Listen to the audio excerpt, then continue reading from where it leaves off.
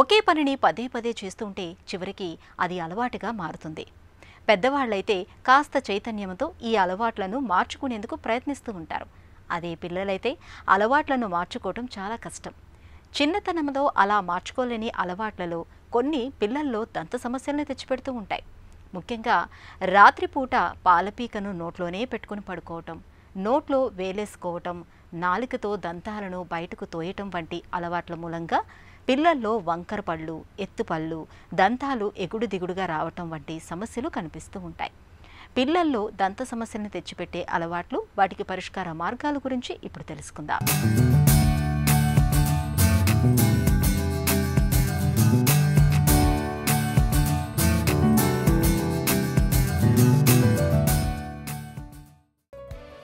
నోట్లో వేలేసుకుని కనిపించే పిల్లలు చూడటానికి ముద్దుగా కనిపిస్తారు.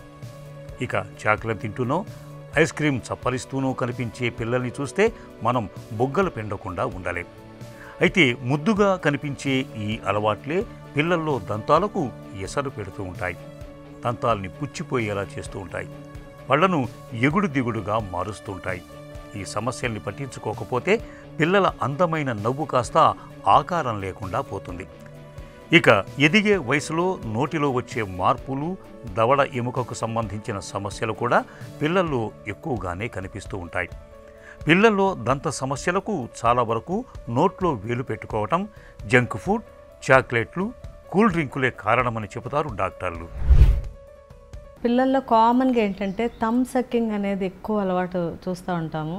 సో ఎప్పుడైతే వీళ్ళు ఆ థమ్ సక్కింగ్ అట్లా అలవాటు పడిపోయిందో 5th ఇయర్ వరకు ఇట్స్ ఓకే, కానీ 6th ఇయర్ నుంచి అంటే పర్మనెంట్ టీత్ వచ్చేసరికి ఏమవుతుందంటే ఆ థమ్ సక్కింగ్ వల్ల చాలా ఇబ్బందులు ఫేస్ చేస్తూ ఉంటారు. సో దీనివల్ల వచ్చే ప్రాబ్లం ఏంటంటే వాళ్ళు థంబ్ని గట్టిగా సక్ చేస్తూ ఉంటారు. ఉన్నప్పుడు ఏమవుతుందంటే వాళ్ళు ఫింగర్స్ తీసుకెళ్ళి నోస్ మీద పెట్టుకుని నోస్ని లోపలికి నెట్టేస్తూ ఉంటారు. సో వాళ్ళకి యూజువల్గా ఫ్లాట్ నోస్ అనేది వస్తూ ఉంటుంది.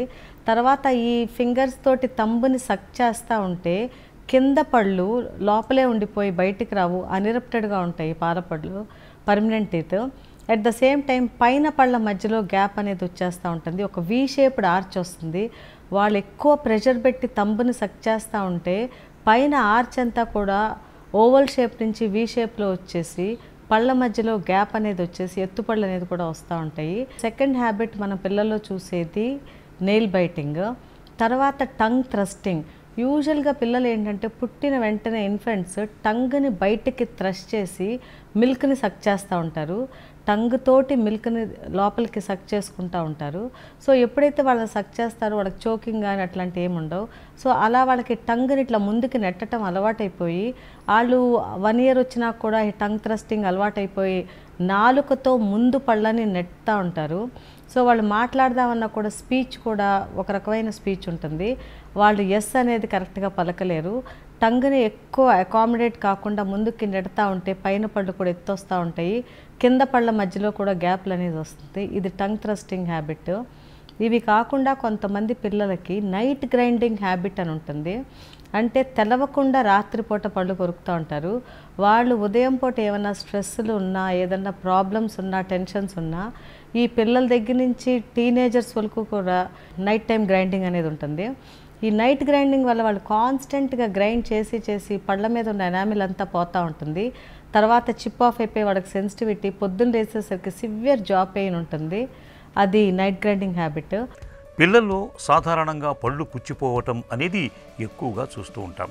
పిల్లలు బాగా ఇష్టపడి తినే స్వీట్లు, జంక్ ఫుడ్ తాలూకు అవశేషాలు దంతాల మధ్య ఇరుక్కుపోయిన కారణంగా బ్యాక్టీరియా లక్షల సంఖ్యలో పెరిగి అది దంత సమస్యలకు కారణమవుతుంది. ఈ బ్యాక్టీరియా చక్కెర పదార్థాలతో కలిసి నోటిలో ఉన్న రసాయనాలను విడుదల చేస్తుంది. దీంతో పంటిలో రంధ్రాలు ఏర్పడతాయి.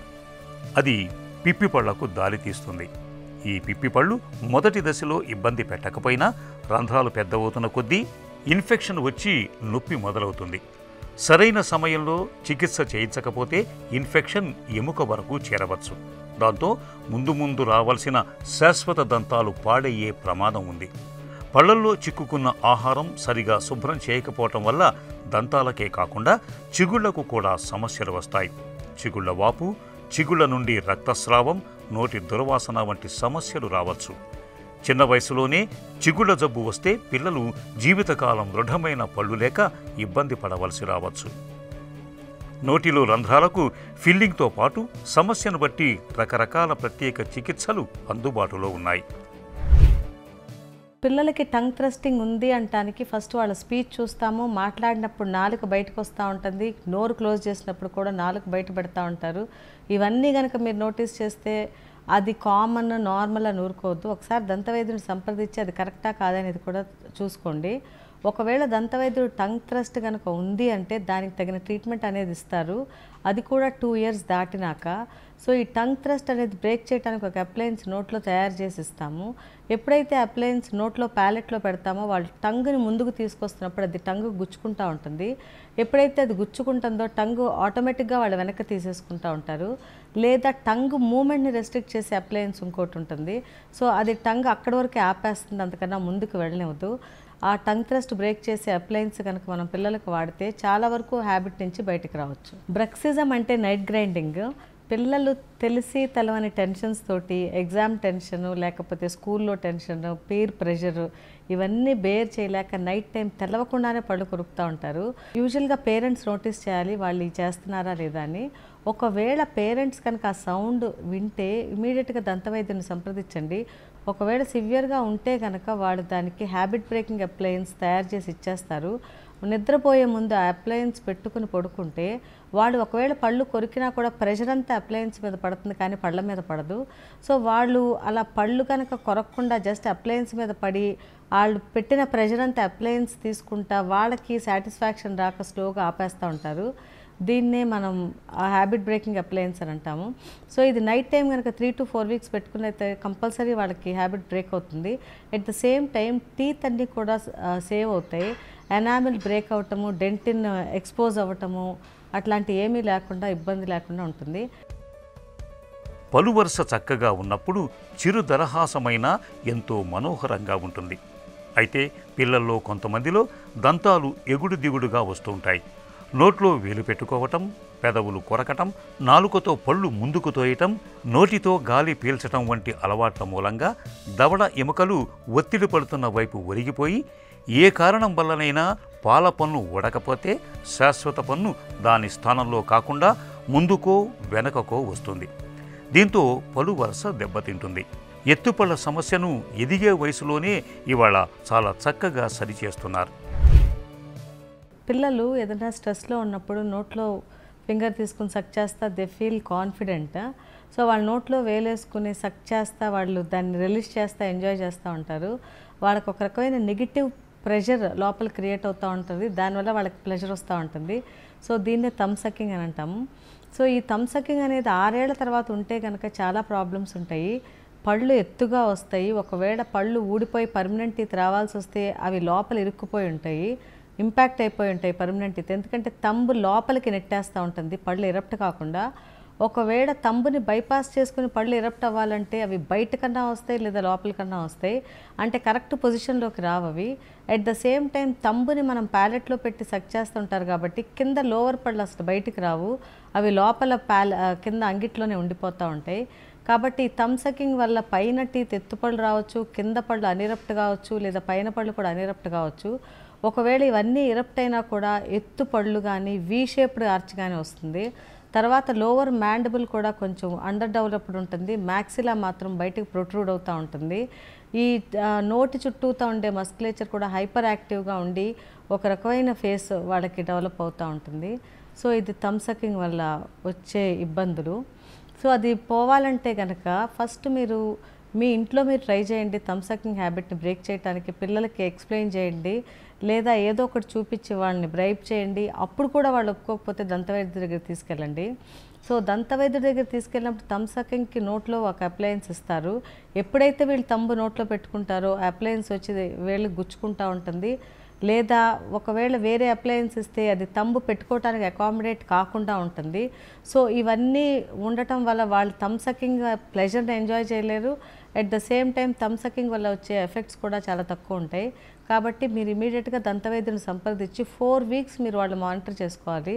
మళ్ళీ ఆ హ్యాబిట్ రాకుండా. ఒకసారి 4 వీక్స్ బ్రేక్ అయితే ఇంకా రాదు. చాలామంది పిల్లలు గాలి నోటితో తీసుకుంటూ ఉంటారు, ముక్కుతో కాకుండా. వాళ్ళకి ముక్కులో ఏమైనా అబ్స్ట్రక్షన్ ఉన్నా, లేకపోతే ఏమైనా డీవియేటెడ్ నేసల్ సెప్టమ్ ఉన్నా, నేసల్ పాలిప్స్ ఉన్నా, చాలామంది నోట్లో నుంచి గాలి తీసుకుంటూ ఉంటారు. వాళ్ళకి అది అలవాటు అయిపోతూ ఉంటుంది.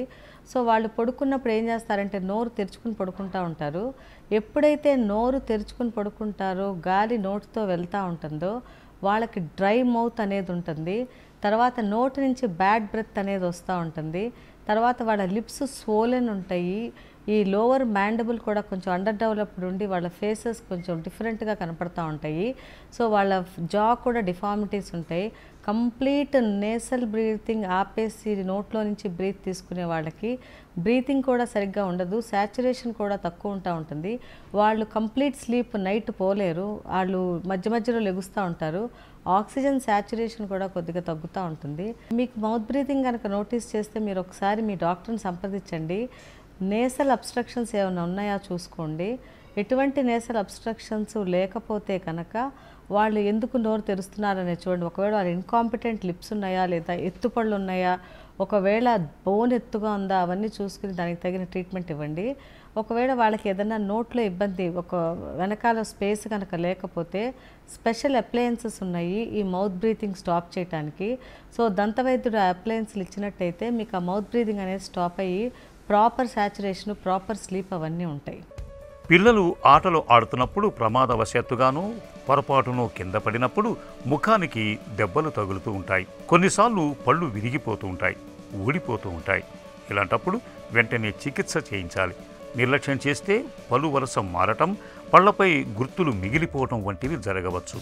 అందుకే పన్ను విరిగినా ఊడినా వెంటనే ఆ ముక్కను మంచినీటిలో ఉంచి దంత వైద్యులను కలవాలి. ఇక దంతాల్ని ఆరోగ్యంగా ఉంచేందుకు పిల్లల చేత రోజుకు 2 పూటలా బ్రష్ చేయించాలి. జంక్ ఫుడ్కి దూరంగా ఉంచాలి. ఏడాదికోసారైనా దంత పరీక్షల్ని చేయిస్తూ ఉండాలి. ఈ జాగ్రత్తలు పిల్లల దంతాల్ని చక్కటి ఆరోగ్యంతో ఉంచుతాయి.